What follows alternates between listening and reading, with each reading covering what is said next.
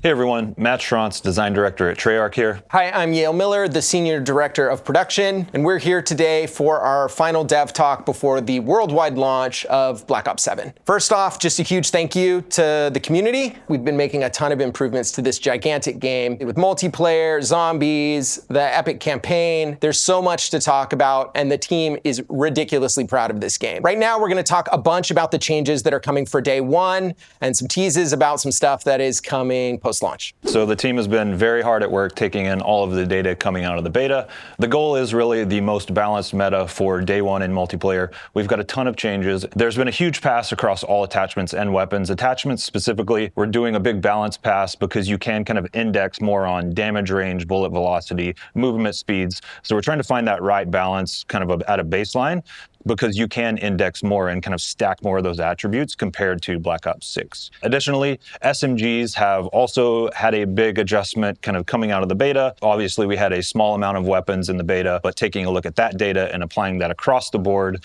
we want to make sure that SMGs kind of live in their perfect window at their desired range, while also giving weapons like assault rifles and marksman rifles the kind of breathing room that they need to have. Another big change for us coming out of the beta that we're excited about is the complete rework of our shotgun damage tuning. So before, we were kind of relying just on pellet damage, and that was capped at 4 pellets. Now we have 2 sources of damage for shotguns, both baseline damage value and then the pellets, and then we've increased the cap on that pellet damage.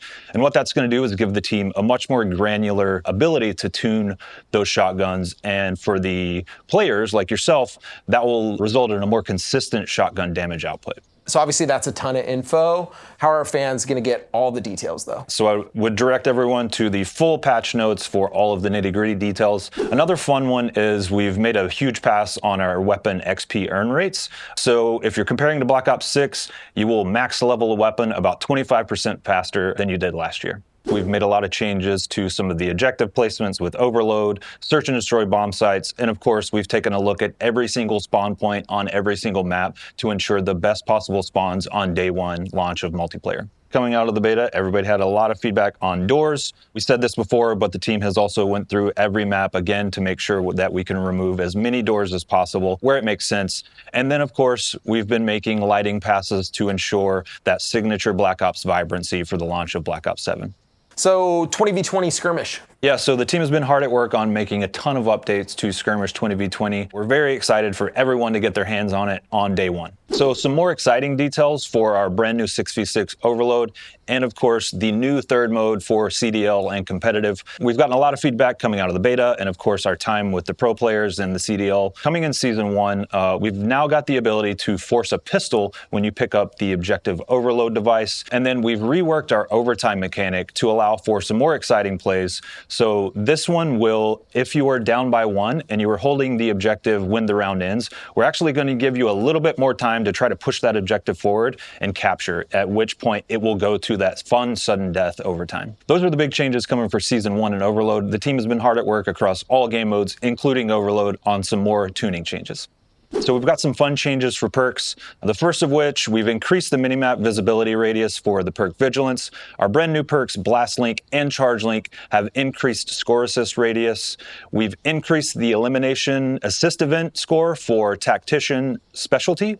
And then don't forget about all of the changes that we made based off of your feedback coming out of the beta for perk distribution and some of those combos to make for chunkier perks. So for equipment, we're actually reducing how long your HUD is scrambled when you get hit by an EMP grenade. For the Needle Drone Lethal, we're increasing the range at which you'll see the HUD warning, just so you're a bit more aware of when those bad guys are coming your way. We're making a big pass across all field upgrades on their charge and earn rates, so you can get those a bit more consistently. For Scorestreaks, one that I'm personally excited about is we've drastically improved the messaging when you earn those. I'll speak for myself. I earn a lot of Scorestreaks, so I want to make sure that I don't miss those notifications. And then we've made a big pass across hits to kill for all Scorestreaks to make sure that everything's kind of in a really well-balanced state there. And another really exciting one is we've made a pass for all of our overclocks across lethals, tacticals, field upgrades, and Scorestreaks.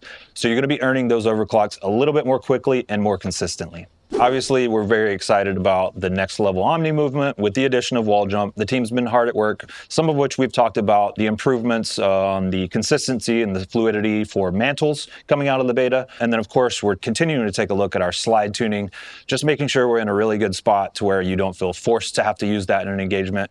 And like always, we will continue to work with you on our movement tuning in post-launch. The team's obviously been pushing on visuals, audio, just overall fidelity of our animations, visibility. So much work has been going in, and we're really excited for everyone to get to see all 18 of our multiplayer maps. Before we jump to zombies, I want to make sure the fans also know that with Endgame, we're going to have additional content coming to Season 1. More coming on that soon. So that's it for us for the MP portion of the Dev Talk. We're going to throw it over to Kevin to talk about zombies. Hello everyone, I'm Kevin Drew, Design Director for Zombies, and today we're going to talk about updates that are coming for Day 1 Black Ops 7 Zombies. Weapon updates since beta. We looked at Legendary Rarity and Pack-a-Punch Level 3 damage values, and we did determine that they were a little low, so we increased those multipliers for assault rifles, SMGs, marksman rifles, and shotguns. So Pack-a-Punch SMGs got a damage buff in the short range by 50%. Bullet penetration now works as intended, so you're going to see bullets penetrating a lot more zombies than you did in beta. And then we did slight buffs for the Pack-a-Punch versions of the MXR 17 and the Dravik 45. So just a couple of reminders about curse mode. The first is that the score feed is now next to the portrait. So if you think back to the older Black Ops Zombies games, the points will pour out next to the portrait. The mode is actually going to default off the minimap, the score feed, and health bars. And we're aiming to unlock curse mode for everyone within 24 hours after somebody has completed the main quest in Ashes of the Damned. For save games, we're actually going to have one save for round-based zombies and one save for Dead Ops Arcade, so you don't have to worry about losing progress in one mode if you're making progress in the other. So one thing we actually changed and updated from the beta is related to Exfil, which is the widget. We wanted to make sure it's very clear to players how the new Exfil works. Somebody will interact with the Exfil point, and then that will trigger a vote for everyone in the game.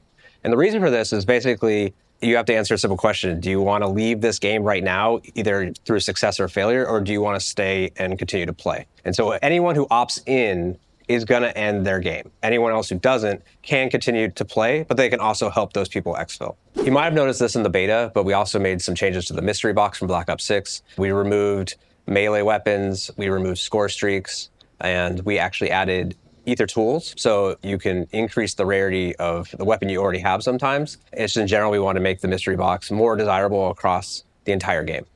So another thing that wasn't in the beta, but will be live on Day 1, is the ability to crush GobbleGums for just raw essence. So any GobbleGums that you don't like, you actually have the option to bring them in and crush them and just convert those into essence. And then the rarity will determine how much essence you can get. So there's additional value in every GobbleGum now.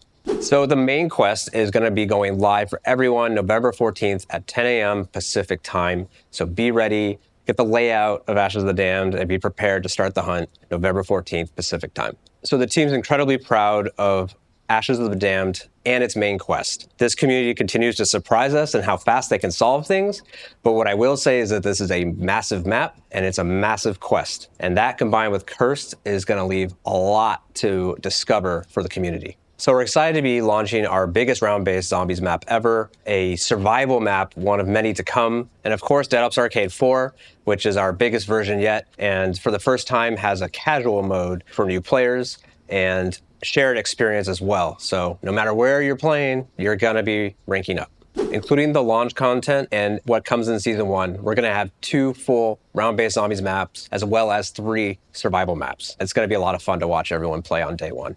Don't worry, we'll be back with more Dev Talks. Keep a lookout for the Day 1 patch notes, and we will see you all online.